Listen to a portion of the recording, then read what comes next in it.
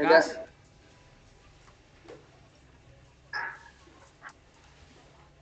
Selamat malam. Perkenalkan, bukannya. Selamat malam. Selamat malam Pak, apa teman-teman anjir? Ya udah deh. Ya udah. Apa dipotong aja anjir. Ya udah.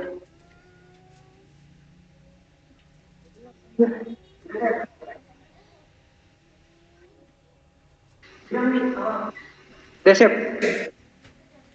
Gue pembukaan. Lagi gue rekam ini. Lagi kerekam anjir. Baik, selamat malam teman-teman. Lu kecilin anjir.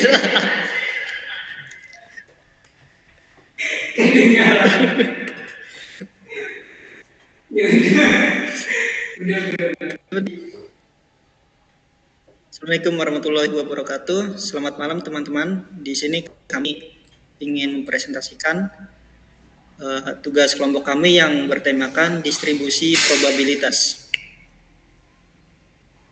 Nah, sebelum itu nama kelompok kami ada Zulfendris Manurung, Reginaldus Dambuk, Septian Farisi, dan saya sendiri Fakimatus Sahro.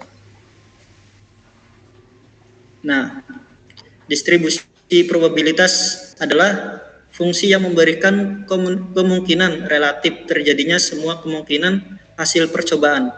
Ada dua fungsi penting yang digunakan untuk menggambarkan distribusi probabilitas, yaitu fungsi kerapan probabilitas atau fungsi massa probabilitas, dan fungsi distribusi kumulatif. Dalam statistika terdapat dua jenis data, yaitu data diskrit dan data kontinu. Berdasarkan hal tersebut, distribusi probabilitas dapat diklasifikasikan menjadi distribusi probabilitas diskrit dan juga distribusi probabilitas kontinu. Oke, next. Nah, apa sih itu fungsi distribusi probabilitas? Fungsi distribusi probabilitas juga dikenal sebagai fungsi distribusi kumulatif atau CDF. Jika ada variabel acak X dan nilainya dievaluasi pada suatu titik X, maka fungsi distribusi probabilitas memberikan probabilitas bahwa X akan mengambil nilai yang lebih kecil dari atau sama dengan X. Fungsi ini dapat ditulis sebagai Fx sama dengan Px kurang dari X. Lebih jauh jika ada interval semi tertutup yang diberikan oleh A dan B, maka fungsi distribusi probabilitas diberikan oleh rumus P tanda kurung A kurang X kurang dari B sama dengan F dengan nilai B dikurangin F dengan nilai A. Fungsi distribusi probabilitas dari variabel acak selalu berada di antara 0 dan 1. Fungsi ini adalah fungsi yang tidak menurun. Distribusi probabilitas variabel acak dapat dijelaskan dengan fungsi distribusi probabilitas atau CDF dan fungsi massa probabilitas untuk variabel acak diskrit atau fungsi kerapan probabilitas untuk variabel acak kontinu, bergantung pada jenis distribusi yang diikuti oleh variabel acak. Mungkin ada rumus yang berbeda untuk distribusi probabilitas. Selanjutnya, distribusi probabilitas variabel acak. Variabel acak dapat dideskripsikan sebagai variabel yang dapat mengambil nilai-nilai yang mungkin dari suatu hasil percobaan. Ada dua jenis variabel acak, yaitu variabel acak diskrit dan variabel acak kontinu. Berikut ini adalah berbagai rumus untuk distribusi probabilitas variabel acak. Distribusi probabilitas variabel acak diskrit.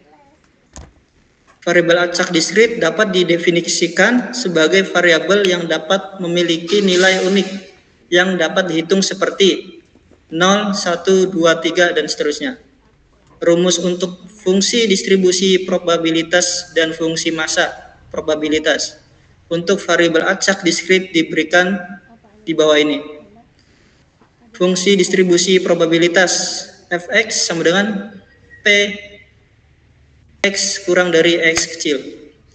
Selanjutnya fungsi massa probabilitas px sama dengan px sama dengan x. Oke, lanjut. Selanjutnya distribusi probabilitas variabel acak kontinu. Variabel acak kontinu dapat didefinisikan sebagai variabel yang dapat memiliki nilai tak terhingga, karena probabilitas variabel acak kontinu akan memiliki nilai eksak adalah 0. Maka kita tidak dapat menggunakan fungsi massa probabilitas atau PMF. Untuk menggambarkan distribusi tersebut, kita menggunakan fungsi kerapan probabilitas sebagai pengganti PMF. Rumus untuk distribusi probabilitas variabel acak kontinu diberikan di bawah ini. Fungsi distribusi probabilitas fx sama dengan p x besar kurang dari x kecil. Untuk fungsi kepadatan probabilitas sebagai berikut.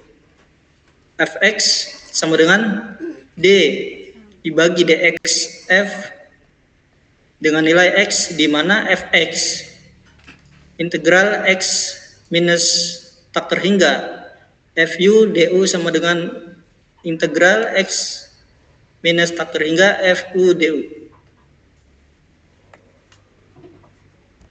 Oke, selanjutnya akan dibacakan oleh Reginaldus. Baik.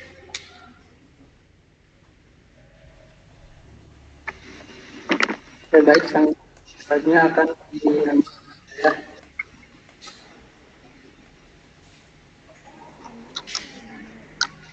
grafik distribusi probabilitas. Grafik distribusi probabilitas membantu memberikan pendekatan visual terhadap distribusi yang diikuti oleh variabel acak. Variabel acak untuk distribusi kontinu. Dua simbol di distribusi probabilitas selalu sama dengan satu. Hal ini serupa dengan diskrit di mana jumlah semua probabilitas harus sama dengan satu. Untuk variabel acak x, fungsi kelapaan probabilitas digunakan untuk memperoleh grafik distribusi probabilitas. Misalnya x terletak di antara a dan b, atau di antara a dan b. Maka grafik distribusi probabilitas digunakan sebagai berikut.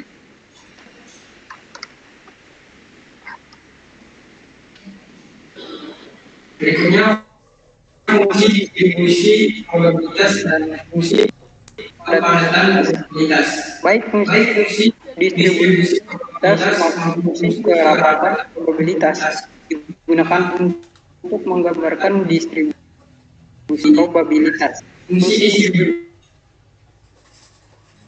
probabilitas akan untuk meringkas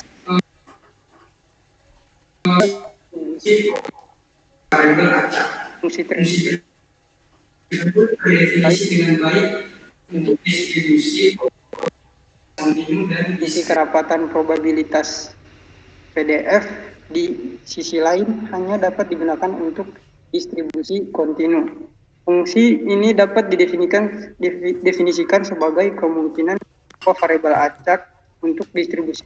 Variabel acak kontinu X akan mengambil nilai yang terletak di antara rentang nilai tertentu. Untuk distribusi diskrit, fungsi massa probabilitas PMF digunakan yang analog dengan fungsi kerapatan probabilitas. Fungsi ini memberikan bahwa variabel acak akan mengambil nilai tertentu secara tepat. Kami menggunakan PDF sebagai pengganti PMF untuk distribusi kontinu karena probabilitas bahwa variabel acak kontinu akan mengambil nilai yang tepat adalah 0. Catatan penting tentang distribusi probabilitas. Distribusi probabilitas digunakan untuk menggambarkan semua nilai yang mungkin dari suatu variabel acak dan probabilitas kemunculan yang sesuai. Kedua, terdapat dua jenis distribusi probabilitas, yaitu distribusi probabilitas kontinu, misalnya distribusi normal, dan distribusi probabilitas diskrit, misalnya di Bernoulli.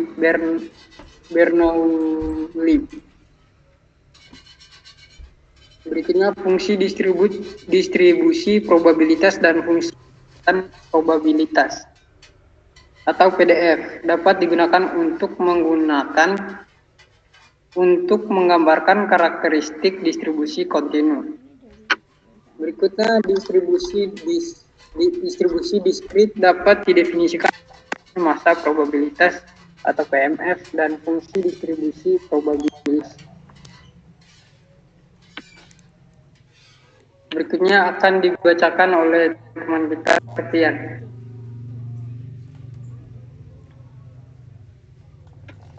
Baik, akan saya lanjutkan. Soal yang pertama, sebuah dadu 6 sisi dilempar sekali. Apa probabilitas munculnya angka genap? Nah, jawabannya ada 3 angka genap, 2, 4, 6 dari total 6 angka. Probabilitas sama dengan 3/6 sama dengan 1/2 sama dengan 0,5. Lanjut soal nomor 2. Dari 100 siswa, 40 siswa menyukai matematika, 30 siswa menyukai fisika, dan 10 siswa menyukai keduanya. Berapa probabilitas seorang siswa yang dipilih secara acak menyukai matematika atau fisika? Jawabannya, probabilitas sama dengan siswa yang menyukai matematika ditambah siswa yang menyukai fisika dikurangi siswa yang menyukai keduanya dibagi total siswa. Jadi probabilitas sama dengan 40 tambah 30 dikurang 10 dibagi 100 sama dengan 60/100 sama dengan 0,6. Next.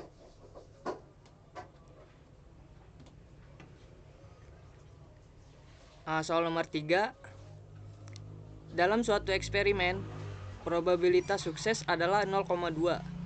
Jika eksperimen dilakukan 5 kali, berapa probabilitas tepat 2 kali sukses atau gunakan distribusi binomial? Jawabannya P X sama dengan K sama dengan NK P pangkat K 1 dikurang P pangkat N dikurang K, di mana N sama dengan 5, K sama dengan 2P sama dengan 0,2. P X sama dengan 2 sama dengan 5/2 dikali 0,2 pangkat 2 kali 0,8 pangkat 3 sama dengan 10 kali 0,04 dikali 0,512 sama dengan 0,2048. Next. Soal nomor 4. Jika variabel acak X terdistribusi normal dengan rata-rata U sama dengan 50 dan simpangan baku A sama dengan 5, berapa probabilitas X besar kurang dari 45? Jawabannya, hitung Z dikurangin skor. Z sama dengan X dikurang U per A sama dengan 45 dikurang 50/5 sama dengan -1. Gunakan tabel distribusi normal untuk menemukan P Z kurang dari -1 yang sekitar 0,1587. Jadi probabilitas P X kurang 45 sama dengan 0,1587. Next.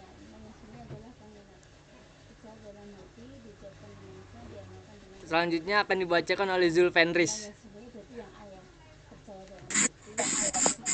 Ya, akan saya bacakan soal nomor 5. Sebuah kartu diambil secara acak dari deck 52 kartu. Apa probabilitas mengambil kartu spade? Jawab, ada 13 kartu spade dalam deck 52 kartu. probabilitas sama dengan 13/52 sama dengan 1/4 sama dengan 0, 0,0.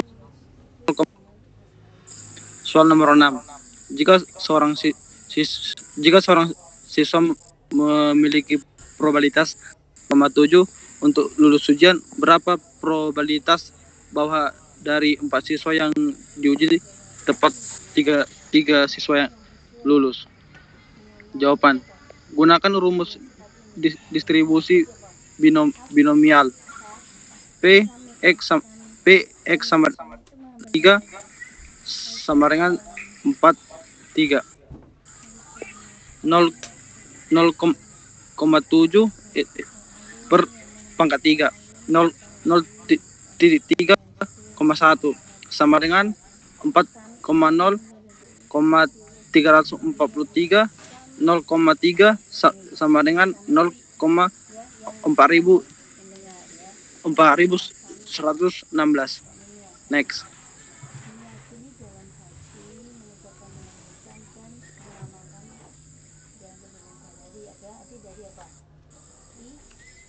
Soal nomor 7.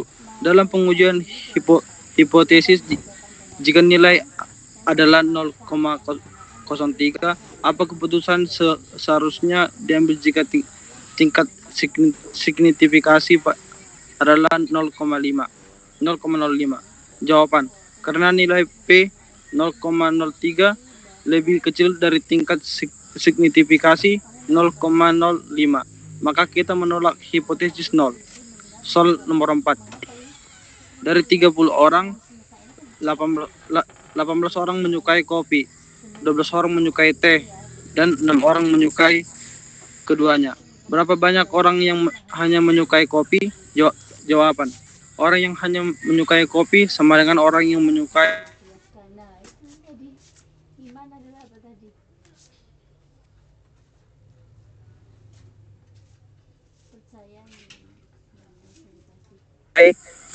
kopi.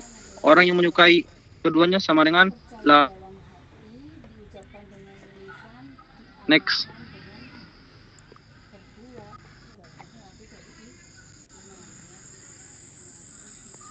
Soal nomor 9. Sebuah pabrik memproduksi 1000 komponen dan probabilitas cacat pada setiap komponen adalah 0,01. Berapa banyak komponen yang diperkirakan cacat? Jawaban: jumlah komponen cacat sama dengan komponen X probabilitas cacat sama dengan 1000 kali 01 sama dengan 10 komponen. Soal 10. Sebuah survei menunjukkan bahwa 70% orang lebih suka menggunakan mobil pribadi daripada transportasi umum. Jika 10 orang dipilih secara acak, berapa probabilitas bahwa 8 orang di antaranya lebih suka mobil pribadi? Jawab: gunakan rumus distribusi binomial. P X sama dengan 8 sama dengan 10, 8. 0,7 per 8, 0,3 per 2 sama dengan 45,57 juta 681. 0,09 sama dengan 2335. Sekian dan terima kasih. Salah anjir, ulangi.